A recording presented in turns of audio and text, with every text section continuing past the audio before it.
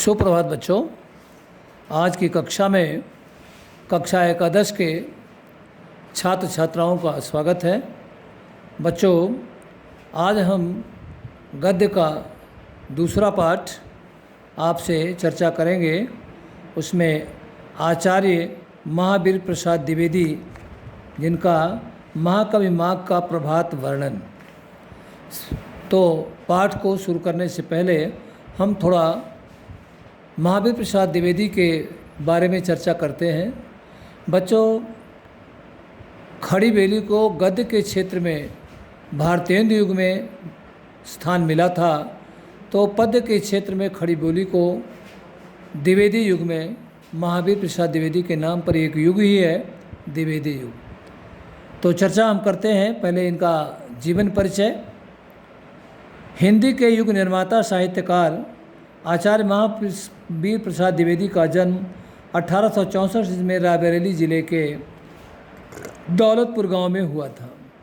परिवार की आर्थिक स्थिति ठीक न होने के कारण इनकी शिक्षा सुचारू रूप से नहीं हो सकी। स्वाध्याय में से ही इन्होंने संस्कृत, बांग्ला, मराठी, फारसी, गुजराती, अंग्रेजी आदि भाषाओं का ज्ञान प्राप्त किया और तत्कालीन पत्र पत्रिकाओं में अपनी रचनाएं भेजने लगे। प्रारंभ में इन्होंने रेलवे के तार विभाग में नौकरी की, परंतु सन 1903 ईस्वी में नौकरी छोड़कर पूरी तरह साहित्य सेवा में जुट गए। द्विवेदी जी से पूर्व हिंदी के नाम पर लोग अपनी इच्छा से लिख रहे थे। इन लोगों के भाषा प्रयोग पर टीका टिप्पणी करके सही मार्गदर्शन करने वाला कोई नहीं था। सरस्वती पत्रिका के संपादक का पदभार संभालने के बाद इन्होंने अद्वितीय प्रतिभा से हिंदी साहित्य को आलोकित किया, उसे निखारा और उसको अभूतपूर्व श्री वृद्धि की। द्विवेदी जी का सबसे महत्वपूर्ण कार्य था हिंदी भाषा का संस्कार मतलब शुद्धिकरण और परिष्कार माने उसका विस्तार। इन्होंने भारतेंदु युग की स्वच्छंदता को नियंत्रित किया। द्विवेदी जी ने हिंदी भाषा को व्याकरण सम्मत बनाने, उसके रूप को निखारने संवारने, उसके शब्द भंडार को बढ़ाने और उसको सशक्त, समर्थ एवं परिमार्जित करने का स्तुत्य कार्य किया। 1931 ईस्वी में काशी नागरी प्रचारणी सभा ने इन्हें आचार्य की तथा हिंदी साहित्य सम्मेलन ने वाचस्पति की उपाधि से विभूषित किया। दो तरह के इन्हें उपाधियां मिली। 1931 में काशी नागरी प्रचारणी सभा द्वारा आचार्य की उपाधि और हिंदी साहित्य सम्मेलन के द्वारा वाचस्पति की उपाधि 1938 ईस्वी में। ये हिंदी के यशस्वी साहित्यकार आचार्य द्विवेदी परलोकवासी हो गए। कब? 1938 ईस्वी में।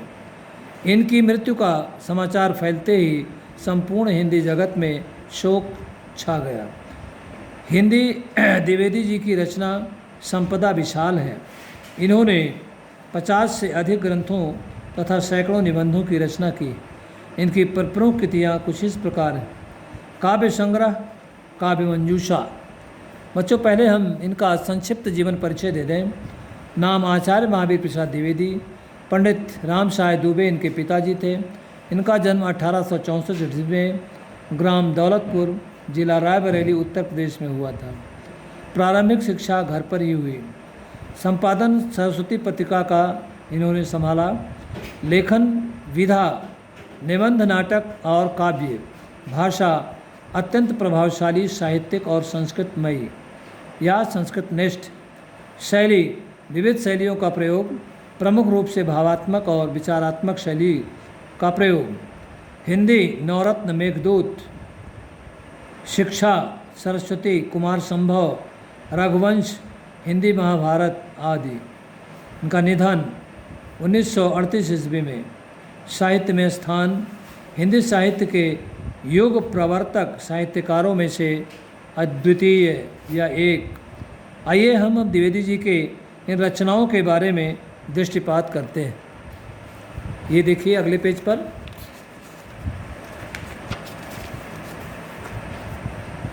निबंध।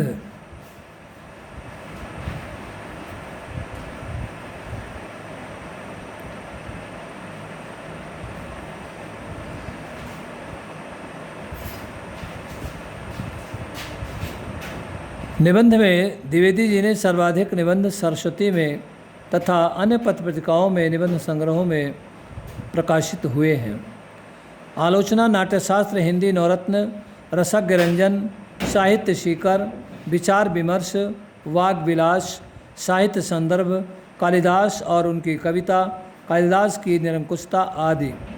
अनुदित मैं ट्रांसलेटेड, मेघदूत, बैकन विचारमाला, शिक्षा, स्वाधीनता, विचार रत्नावली, कुमार संभव, गंगा लहरी, विनय विनोद, रघुवंश, किरातार्जुनीय, हिंदी, महाभारत आदि।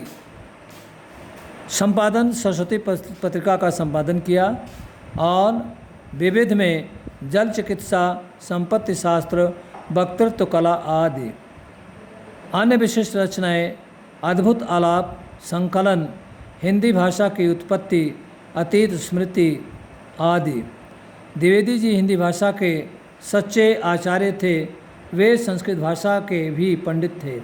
उनकी प्रारंभिक रचनाओं में इन्होंने अन्य भाषाओं के भी प्रचलित शब्दों का प्रयोग पर बल दिया। द्विवेदी जी की भाषा विविध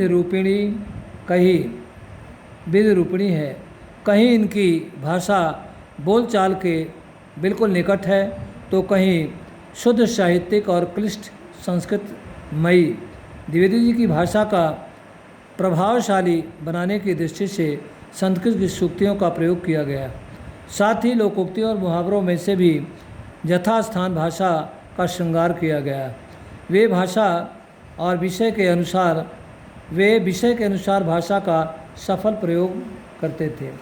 इनके आलोचनात्मक निबंधों की भाषा शुद्ध संस्कृतनिष्ठ, समसामयिक आलोचनाओं में मिश्रित भाषा का गंभीर व विवेचनात्मक निबंधों में शुद्ध साहित्यिक भाषा का प्रयोग द्विवेदी जी ने किया है। इनके भावात्मक निबंधों की भाषा काव्यात्मक एवं अलंकारिक है। शैली की दृष्टि से द्विवेदी जी ने अनेक शैलियों का प्रयोग किया है। इन्होंने भावात्मक शैली में अनेक निबंध लिखे जिनमें अनुप्रास की छटा, कोमल कांत पदावली का प्रयोग दृष्टिपथ में आता है। द्विवेदी जी की विचारात्मक शैली में तत्सम प्रधान भाषा का प्रयोग हुआ है। इस शैली में मुहावरे व हास्य व्यंग का प्रयोग किया गया है। इनके साहित्यिक निबंधों में गवेषणात्मक शैली के भी दर्शन होते हैं। इस शैली में निबंधों में अपेक्षाकृत अधिक गांधीर्य और उर्दू के शब्दों का अभाव है। अपने निबंधों के बीच में द्विवेदी जी ने कहीं कहीं पाठकों से वार्तालाप करते हुए दिखाई पड़ते हैं। ऐसे स्थलों पर संवादात्मक शैली का प्रयोग हुआ है। द्विवेदी जी ने बड़ी संख्या में वर्णनात्मक शैली में निबंध लिखे हैं। आत्मकथात्मक एवं कथात्मक निबंध भी इसी शैली में लिखे गए, यथा एक हिसाबी कुत्ता, दंडदेव का आत्मनिवेदन, हंस संदेश आदि। सामाजिक कुरीतियों पर चोट करने के लिए द्विवेदी जी ने व्यंग्यात्मक शैली का सफल प्रयोग किया है। आचार्य महावीर प्रसाद द्विवेदी हिंदी साहित्य के युग प्रवर्तक साहित्यकारों में से एक हैं। वे समाज और संस्कृति के क्षेत्र में अपने वैचारिक योगदान की दृष्टि से नव चेतना के संवाहक के रूप में अवतरित हैं। उन्हें शुद्ध साहित्यिक खड़ी बोली का वास्तविक प्रणेता माना जाता है। उनकी विलक्षण प्रतिभा ने सन 1900 ईस्वी में 1900 से 1922 ईस्वी तक हिंदी साहित्य के व्योम को प्रकाशित रखा, जिसकी ज्योति आज भी हिंदी साहित्य का मार्गदर्शन कर रही है। इसी कारण 1900 ईस्वी से 1922 ईस्वी तक के समय का हिंदी साहित्य के इतिहास में द्विवेदी युग के नाम से जाना जाता है। वस्तुतः द्विवेदी अपने युग की एक देदीप्यमान विभूति थे।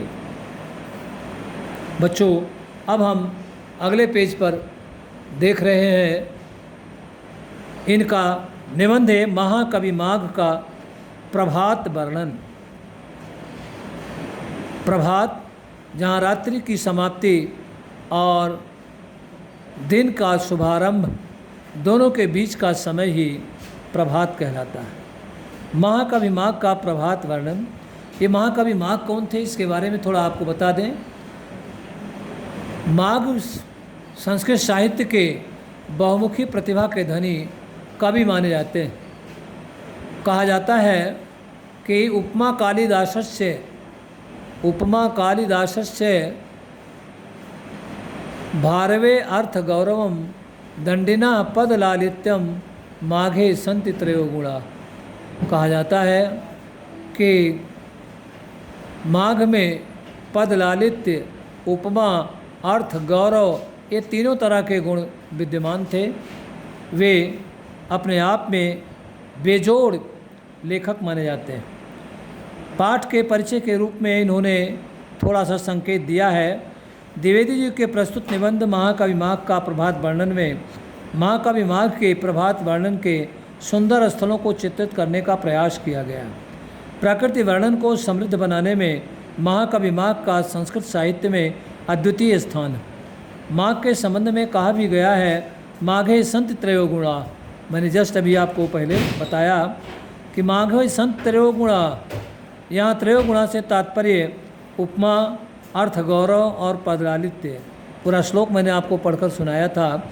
उपमा कालिदासस्य भारवे अर्थ गौरवम दंडिना पद लालित्यम माघे संत त्रयो गुणा।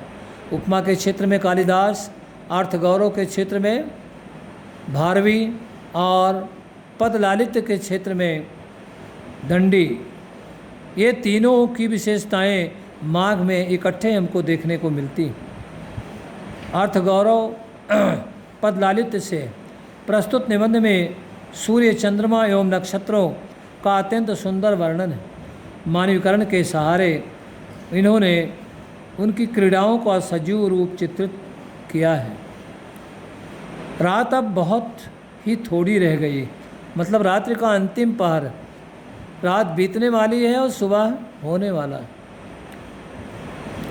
रात अब बहुत ही थोड़ी रह गई है, सुबह होने में कुछ ही कसर है। जरा सप्तर्षि नाम के तारों को तो देखिए, आसमान में लंबे पड़े हुए।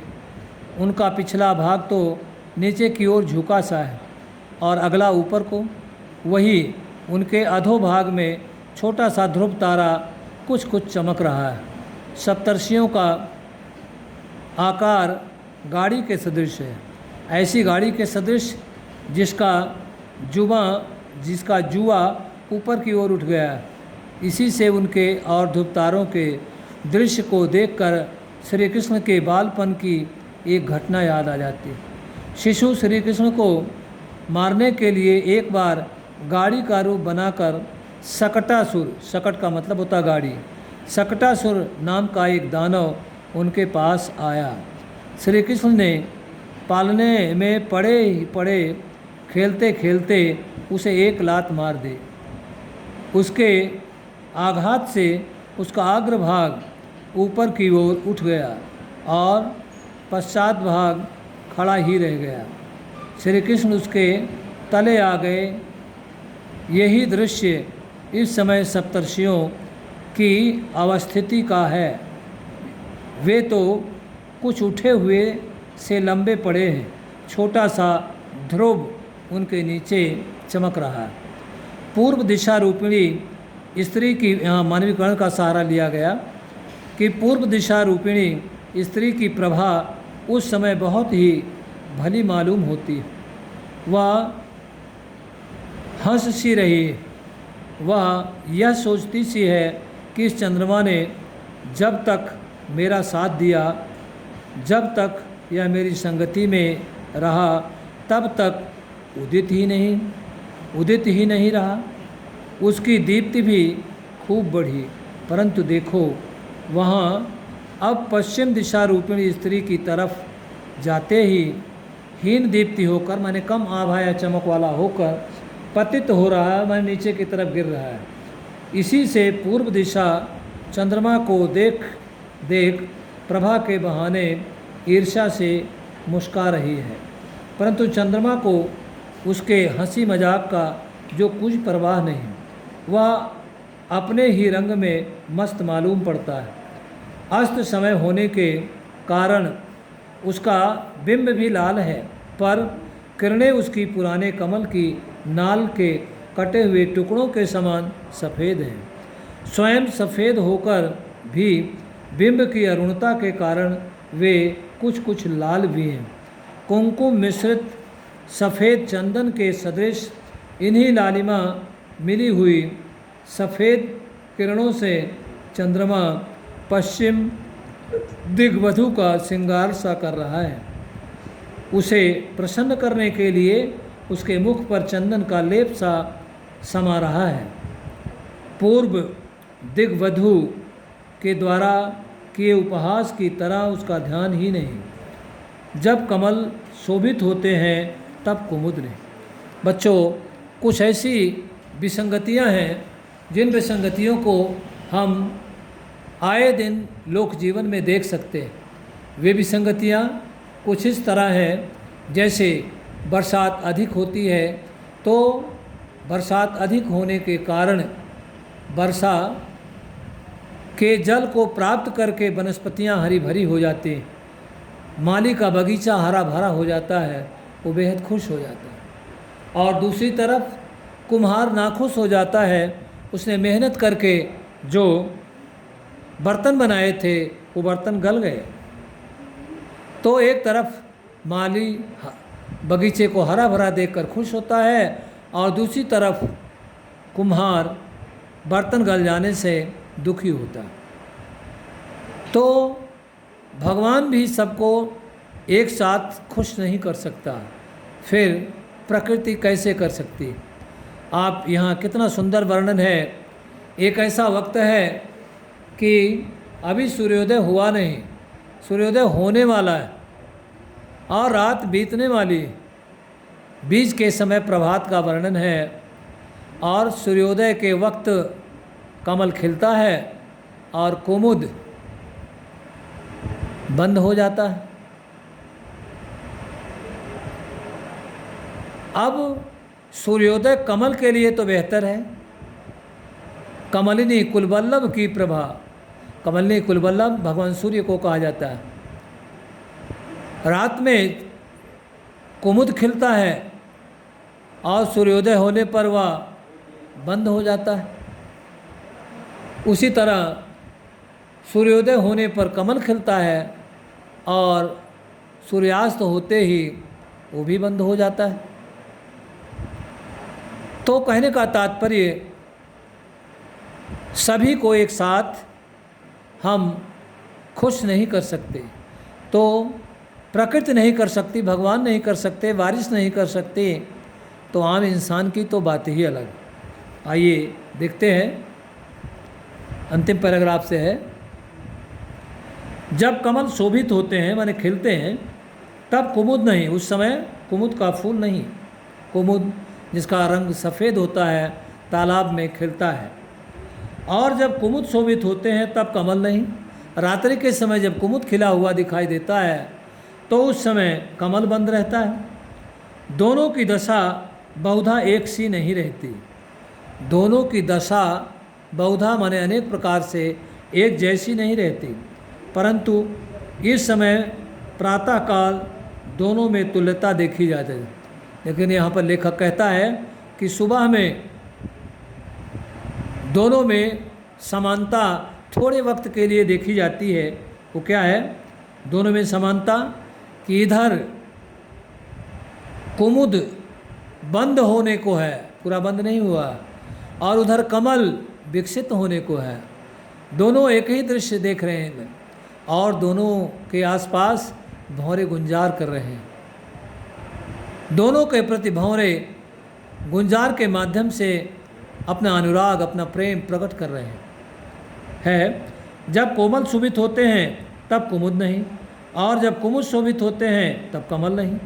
दोनों की दशा बहुधा एक जैसी नहीं रहती, परंतु इस समय प्रातःकाल दोनों में तुल्यता माने समानता देखी जाती है। कुमुद बंद होने को है पर अभी पूरे बंद नहीं हुए, उधर कमल खिलने को है पर अभी पूरे खिले नहीं हुए। अब अगले पेज पर देखिए।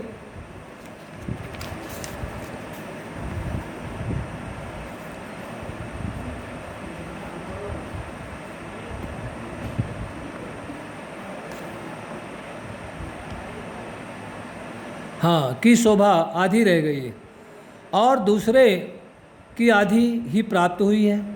रहे भ्रमर सो अभी दोनों के ऊपर मंडरा रहे हैं और गुंजार रव के बहाने दोनों ही प्रशंसा के गीत गा रहे हैं। इसी से इस समय कुमुद और कमल दोनों की समता को प्राप्त हो रहे हैं।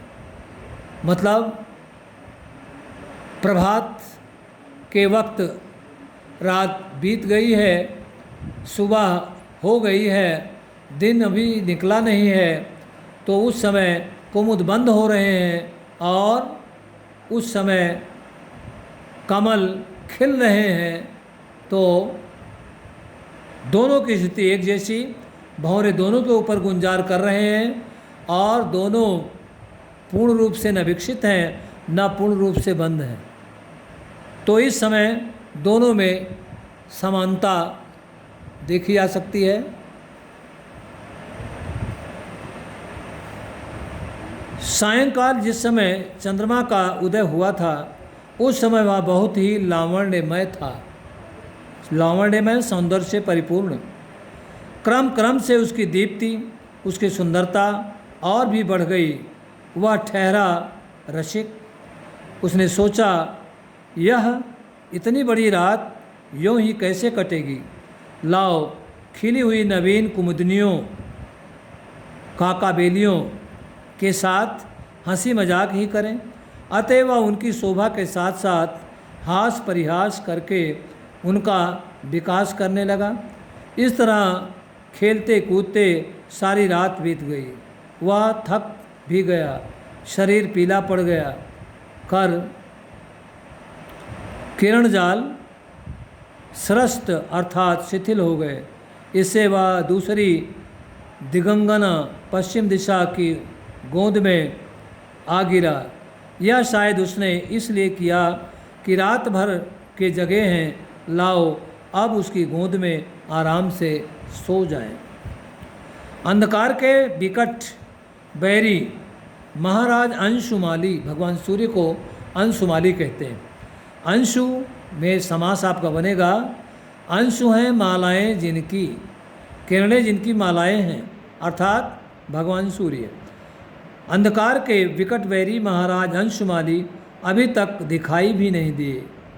तथापि अब इसमें इस पैराग्राफ में आपको महान लोगों की महानता और उनके सेवकों की महानता के बारे में चर्चा किया गया, उदाहरण के द्वारा कि एक तरफ भगवान सूर्य हैं और दूसरी तरफ उनके सारथी अरुण जी।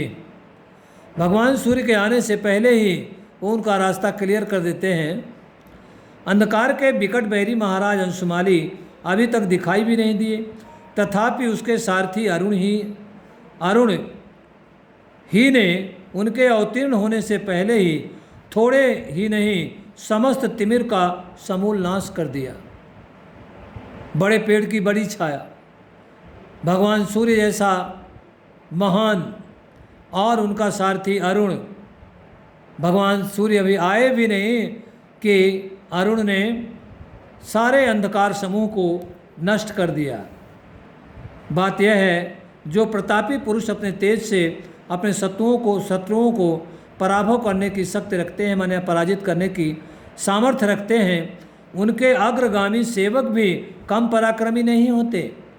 स्वामी को श्रम ना देकर वे खुद ही उनके विपक्षियों का उच्छेद कर डालते हैं, माने विनाश कर डालते हैं, उन्हें ध्वस्त कर देते हैं। इस तरह अरुण के द्वारा अखिल अंधकार का तिरोभाव होते ही बेचारी रात पर आफत आ गई। बेचारी रात पर आफत आ गई, अर्थात अंधेरे को कहीं रुकने की जगह नहीं मिली। तो इस दशा में वह कैसे ठहर सकती थी। निरुपाय होकर वह भाग चली। रह गई दिन और रात की संधि, अर्थात प्रातःकालीन संध्या। सो अरुण कमलों ही को आप इस अल्प वयस्क सुता सदृश संध्या के लाल लाल और अतिशय कोमल हाथ पैर समझिए। मधुप मालाओं से छाए, मधुप माने भौरे, मधुप मालाओं से छाए हुए नील कमलों की ही को काजल लगी हुई उनकी आंखें जानिए। पक्षियों के कलकल शब्द ही को उसकी तोतली बोली अनुमान कीजिए। ऐसे संध्या ने जब देखा कि रात इस लोक से जा रही है, तब पक्षियों के कोलाहल के बहाने यह कहती है कि अम्मा मैं भी आती हूँ। वह भी उसी के पीछे दौड़ गई। यहाँ भी मानवीय करण अलंकार का प्रयोग किया गया कि एक नारी के रूप में यहाँ संध्या का जिक्र किया गया। अंधकार गया, रात गई, प्रातःकालीन संध्या भी गई।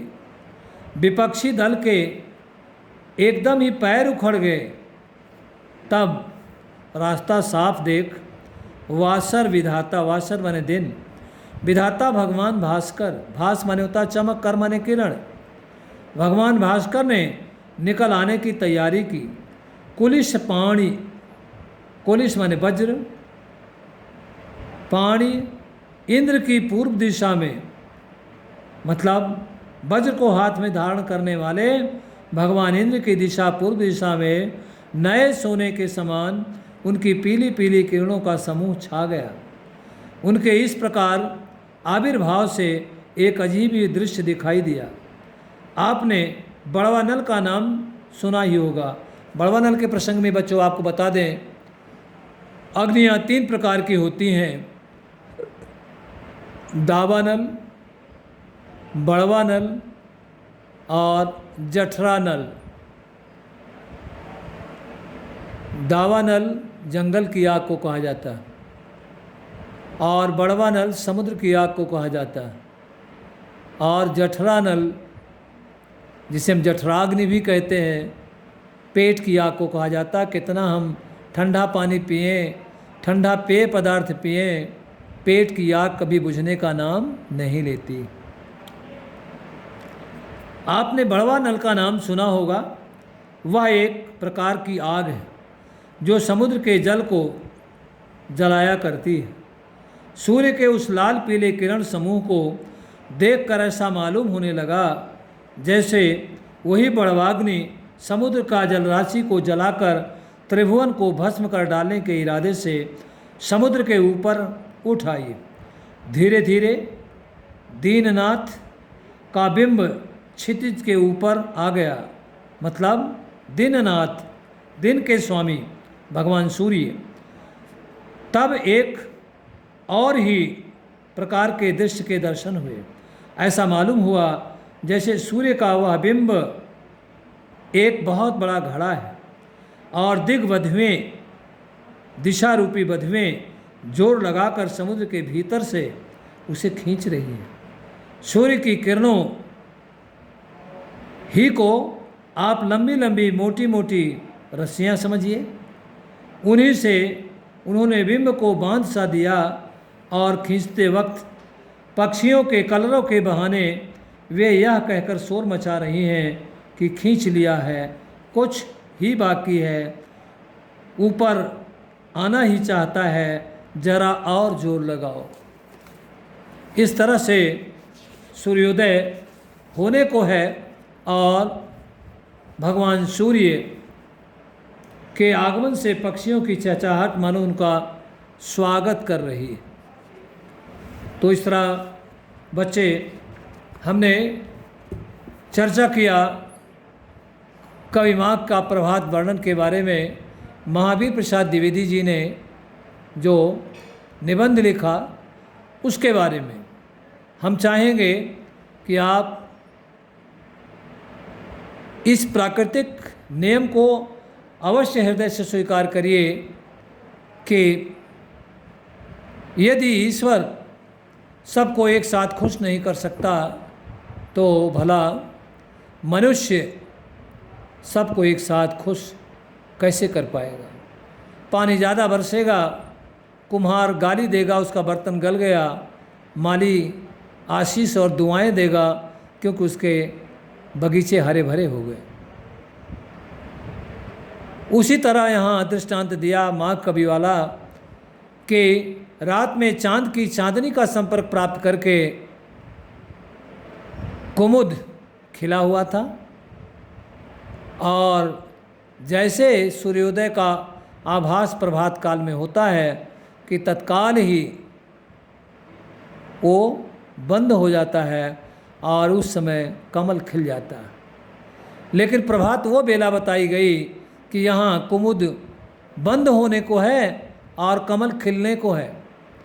एक जैसी अवस्था थोड़े समय के लिए होती है दोनों की। दोनों के आसपास भंवरे गुंजार करते हैं, उनके गुणों का बखान करते हैं और उनका स्तुति गान करते हैं, और दोनों एक ही अवस्था में दिखाई देते हैं। एक बंद होने को है तो दूसरा विकसित होने को बेताब। बच्चों, अब हम कल की अगली कक्षा में इसके बारे में चर्चा करेंगे। पूरा पाठ होने के बाद फिर हम अभ्यास के प्रश्नों पर चर्चा करेंगे। तब तक के लिए धन्यवाद।